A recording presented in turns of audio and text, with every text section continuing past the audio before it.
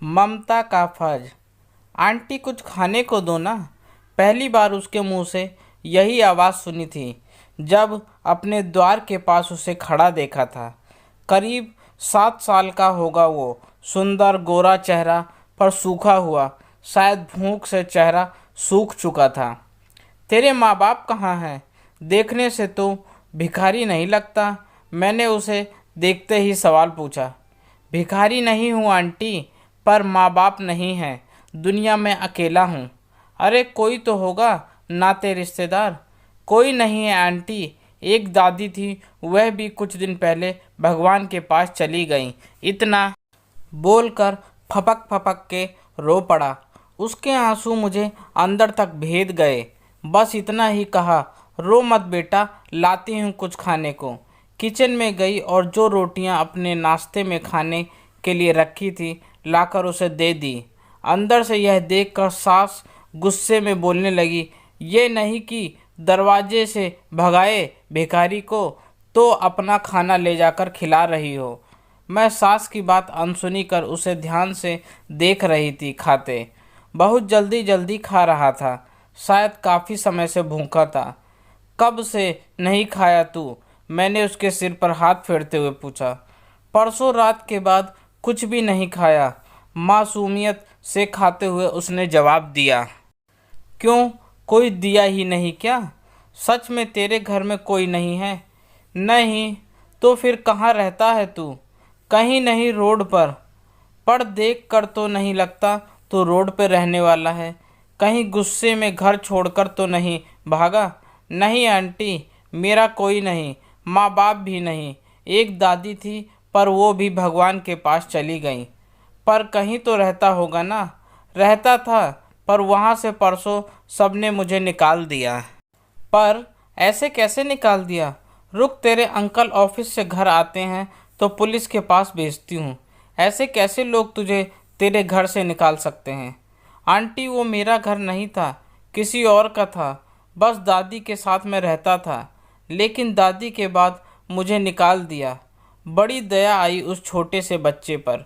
उसकी बात सुन पलकें गीली हो गई। उसे अंदर ले आई। यह देखकर सास के पारे चढ़ गए। उसे देखते ही चिल्लाने लगी, पता नहीं कहाँ से रोड का बच्चा उठाकर ले आई। पुलिस को घर में बुलाकर ही मानेगी। उनकी बात नज़रअंदाज कर शाम होने तक पति का इंतज़ार करने लगी। शाम में पति के आने पर सारी बात बताई। पति को भी बच्चे ने वही बात कही जो मुझे बताया। फिर पति ने बच्चे के साथ पुलिस स्टेशन जाने का निर्णय लिया।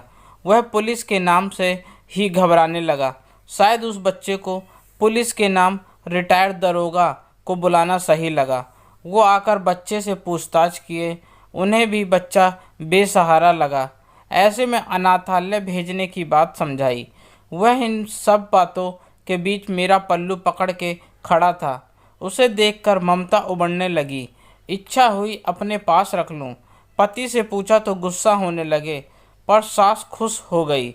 उनके अनुसार मुफ्त में अगर नौकर मिलता है तो इससे अच्छा क्या होगा। वह काफ़ी बहस के बाद घर पर रह गया। मेरी सास उसे घर के छोटे बड़े काम में लगाने लगी, पर मेरी इच्छा थी वो पढ़े। पति को बोला तो नाराज हो गए। एक स्वर में यह बोलकर इनकार कर दिया। अपने 2 बच्चे नहीं हैं क्या?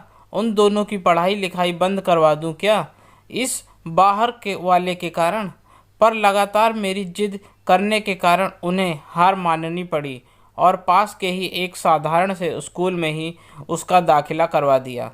शुभ यही नाम बताया था। उसने पढ़ाई में बेहद अच्छा था।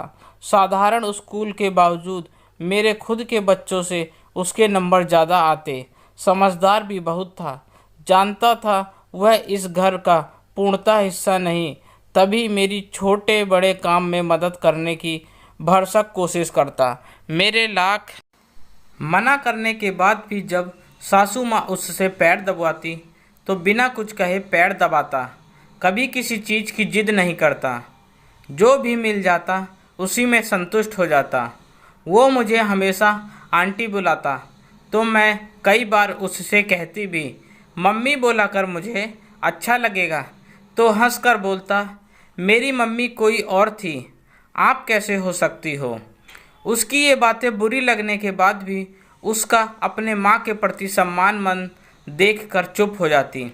मेरे दोनों बच्चों को पढ़ाने घर पे टीचर आते, पर पति ने साफ मना कर दिया था कि वह शुभ को पढ़ाने के लिए उस ट्यूशन मास्टर को पैसे नहीं देने वाले।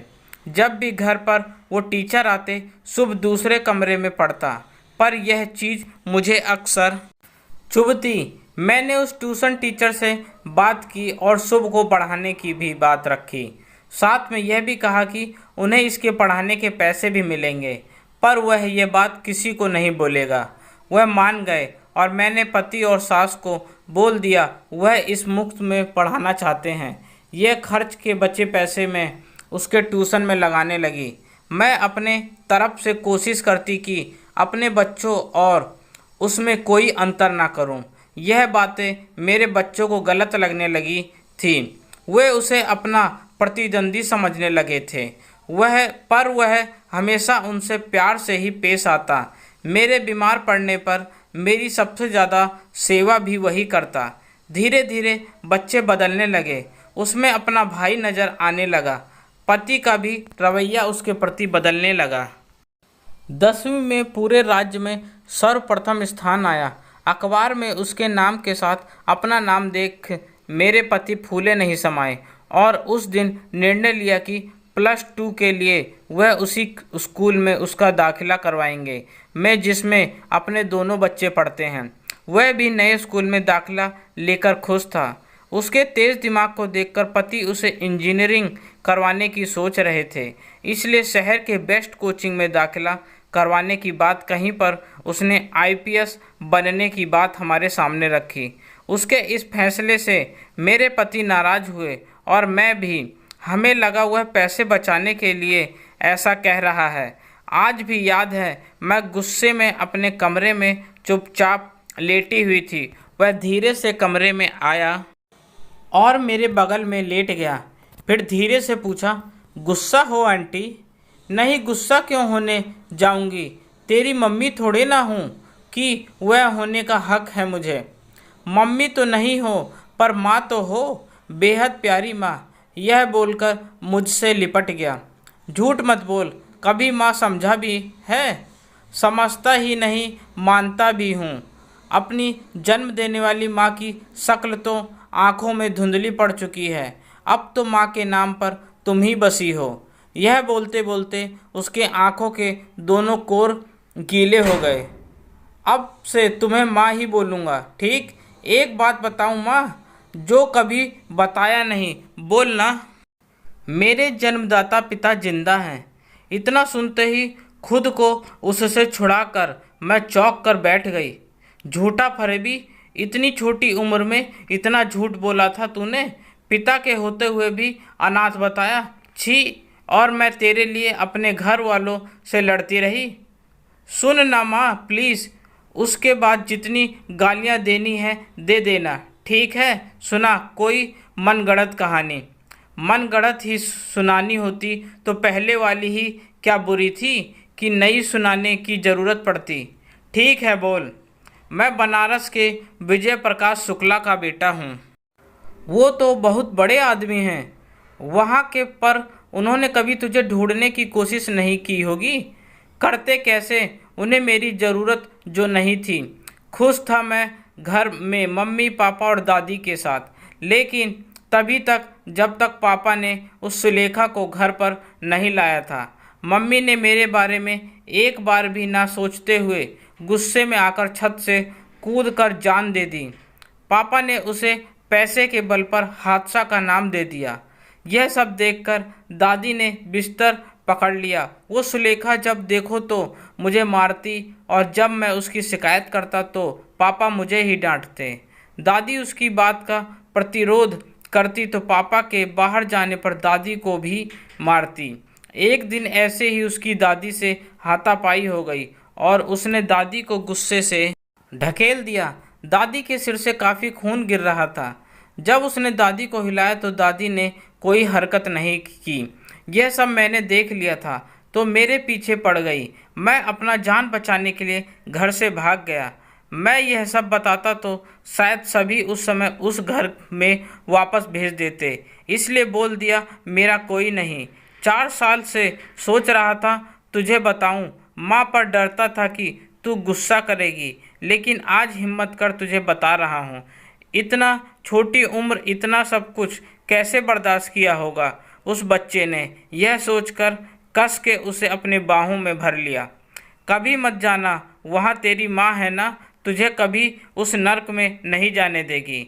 जाऊंगा, पर आईपीएस बनकर जो कुछ भी देखा है शुक्ला जी और उस सुलेखा से हिसाब ना किया तो मेरी मम्मी और दादी के साथ नाइंसाफ़ी होगी। 15 साल के बच्चे के मुंह से ऐसी बड़ी बड़ी बातें सुन बड़ा अजीब लगा, पर एक सच्चाई यह भी है, जिस पर बीतती है वही समझ सकता है। एक और बात बोलूँ माँ? हाँ बोल। अभी घर में किसी को मत बताना, बस मेरे आईपीएस बनने तक इंतज़ार कर ले। ठीक है, यह बोलकर उसके सिर पर हाथ फेर दिया। आज उसकी तपस्या रंग लाई। मेरा बेटा शुभ आईपीएस के लिए चुना गया। उसके घर आने का इंतज़ार कर रही हूँ, उसके पसंदीदा बेसन के लड्डू बनाकर। गेट पर बाइक के आने की आवाज़ आई। समझ गई शुभ आ गया। अपने पिता, मेरे पति, अपनी दादी, मेरी सास के पैर छूकर सीधे मेरे पास आया। मुझे लगा मेरे भी पैर छुएगा, पर सीधा मुझे अपनी गोद में उठा लिया। पूरे 4 फीट का भी नहीं था जब पहली बार देखी थी उसे, अब 6 फुट का लंबा चौड़ा इंसान हो गया है। छोड़, मुझे नीचे उतार, यह बोलकर उसकी गोद से उतरने के लिए जिद करने लगी, पर सीधे मुझे कमरे में ले गया। वहीं बिस्तर पर मुझे बैठा दिया और खुद अपना सिर मेरे गोद में रख दिया। माँ, आज एक चीज़ मांगूं तो दोगी क्या? बोल। अगले जन्म में अपने कोख से जन्म लेने की इजाज़त। पागल, तू अभी भी मेरा ही बेटा है, और तुझे पता है तेरे दोनों भाई बहनों से ज़्यादा प्यार तुझे करती हूँ। वो तो मुझे पता है, इसलिए दोनों जलते हैं मुझसे। हाँ हाँ, जलेंगे क्यों नहीं, जब हम दोनों से माँ तुम्हें ज़्यादा प्यार करेगी। तो नज़र उठाकर देखी तो दोनों दरवाजे पर खड़े होकर यह बोल लड़ने को आतुर थे। यह देखकर शुभ हंस दिया तो दोनों आकर हंसते हुए शुभ के गले लग गए। मैं किचन में जाकर लड्डू निकालने लगी तो देखा शुभ भी आकर पीछे खड़ा हो गया है। क्या है? मैंने उसे खड़ा देखकर पूछा। कल बनारस जाना है। इतनी जल्दी पोस्टिंग हो गई तेरी, वह भी बनारस? नहीं माँ, बस सोच रहा हूँ शुक्ला जी और सुलेखा से मिल आऊँ। साथ चलेंगी मेरे? मैं? हाँ तू, मेरा हौसला तो तू ही है ना। सोच रहा हूँ जाकर बता दूँ जिंदा हूँ। ठीक है, कल के निकलने की तैयारी करती हूँ। पर तेरे पापा और दादी को सच्चाई अभी तक पता नहीं। अब सच्चाई बताने जा रहा हूँ माँ, बस कोई गुस्सा हुआ तो तुम संभाल लेना। इतना बड़ा अफसर हो गया, पर मेरी पल्लू में छिपने की आदत नहीं गई तेरी। चल, यह बोलकर सच्चाई बताने के लिए दोनों साथ में किचन से निकल पड़े। आगे क्या हुआ जानने के लिए आप मेरी इस कहानी को लाइक और सब्सक्राइब करके प्यार दें। आपका अपना दोस्त, धन्यवाद।